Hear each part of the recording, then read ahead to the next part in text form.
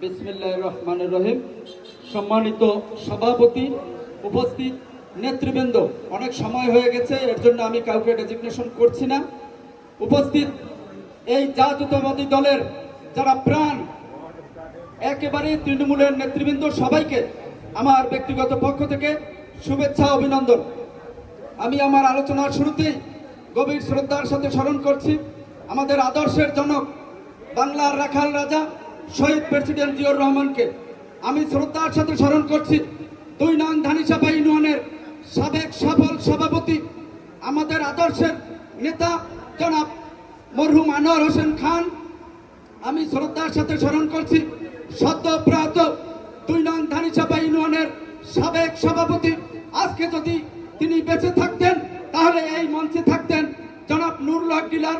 আমি শ্রদ্ধার সাথে স্মরণ করছি আমাদের ধানিসাপা ইউনিয়ন বিএনপির সাবেক সাধারণ সম্পাদক জনাব মুজিবুর রহমান সহ এই দলের জন্য যারা জীবন দিয়েছেন, বৈষম্য বিরোধী আন্দোলনে যারা রাজপথে রক্ত দিয়ে এই হাসিনা বিরোধী আন্দোলনকে যারা সফল করেছেন, সকলের রুহের মাগফিরাত কামনা করছি। তার পাশাপাশি আল্লাহ তাদেরকে জান্নাতুল ফেরদাউসের মেহমান বানিয়ে নেক, এই আশা প্রত্যাশা করে আজকে একটি ফ্যাসিস্ট মুক্ত, বৈষম্য মুক্ত একটি সুন্দর পরিবেশে এখানে যারা উপস্থিত হয়েছেন, কোনো না কোনো ভাবে অর্থনৈতিক, সামাজিক, রাজনৈতিক ভাবে সবাই কোনো না কোনো ভাবে নির্যাতনের শিকার হয়েছেন। আজকে যারা এখানে উপস্থিত হয়েছেন, জননেতা জনাব তারেক রহমান উপলব্ধি করেছেন বিগত 15টি বছর যেই দুঃশাসন হয়েছে, ভোট ডাকাত হয়েছে, এই দেশের সম্পদ লুণ্ঠন করেছে, এই দেশের জমি, এই দেশের টাকা বিদেশে পাচার করে বেগম পাড়া করেছে, বাংলাদেশকে একটি দুর্ভিক্ষ উপহার দিয়েছিল। সেখান থেকে তারেক রহমান এই তৃণমূলের ভোটের মাধ্যমে নেতা নির্বাচন করার যে সুবর্ণ সুযোগ আমাদের মাঝে দিয়েছেন, এটা তারেক রহমানকে আমরা ধন্যবাদ জানাই। আজকে আপনারা যেই নেতা নির্বাচন করবেন তাদেরকে অবশ্যই সৎ, যোগ্য, মেধাবী এবং শহীদ জিয়ার যে আদর্শ, দেশপ্রেম, সেটা থাকতে হবে। তাহলেই আমরা শহীদ জিয়ার যে আদর্শ 19 দফা কর্মসূচি সেটা বাস্তবায়ন করতে পারবো। আপনারা দেখেছেন এই ধানিসাপায় বিগত দিনে যারা দুঃশাসন করেছে, নির্যাতন করেছে, নিপীড়ন করেছে, হামলা মামলা, গুম খুন করেছে, তাদের সাথে অনেকে দোষর ছিল, তারা বিভিন্ন কারণে তাদের সাথে আঘাত করেছে।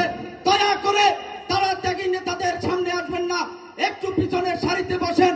কারণ যারা ত্যাগ স্বীকার করেছে, হামলা মামলার শিকার হয়েছে, পরিবার পরিজনকে রেখে তারা রাজনীতির ময়দানে শহীদ জিয়ার সেই আদর্শের সুপুত্র তারেক রহমানের ডাকে সাড়া দিয়ে সকল আন্দোলন সংগ্রামে তারা অংশগ্রহণ করেছে। তাদেরকে অগ্রাধিকার দিয়ে তাদেরকে ভোট দেবেন।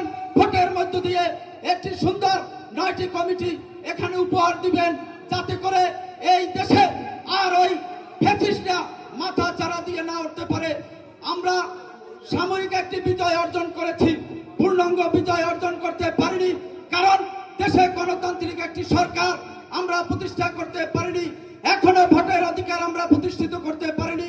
তাই এই লুটপাট সন্ত্রাসীরা বিদেশে বসে, দেশে বসে আজকে ষড়যন্ত্র করছে। তারেক রহমানের নির্দেশ, আমাদের সজাগ থাকতে হবে, অপশক্তির বিরুদ্ধে লড়াই করতে হবে, সংগ্রাম করতে হবে। কামানের সামনে লড়াই করেছি, সংগ্রাম করেছি, আমার সহযোদ্ধা আছে, এখানে শাহিন আছে, ঢাকার রাজপথে আন্দোলন সংগ্রাম করেছে, অসংখ্য নেতা কর্মী ঢাকার রাজপথে আন্দোলন সংগ্রাম করেছে। আন্দোলন আমাদের অব্যাহত আছে। আগামী দিনে একটি গণতান্ত্রিক সরকার প্রতিষ্ঠা করে আমরা ঘরে ফিরে যাব। সেই সরকারটি হবে জাতীয়তাবাদী সরকার, সেই সরকারটা হবে বিএনপির সরকার। কারণ বাংলাদেশের মানুষ জিয়া পরিবারের কাছে নিরাপদ। এই নিরাপদ জায়গায় আমরা আমাদের ভোটের অধিকার প্রয়োগ করে আমরা আগামী দিনে একটি সুন্দর, সুখী, সমৃদ্ধ বাংলাদেশ গড়ব।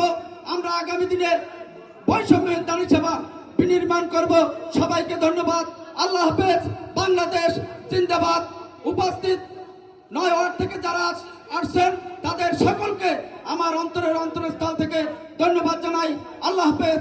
সবাইকে ধন্যবাদ। সংগ্রামী সাথী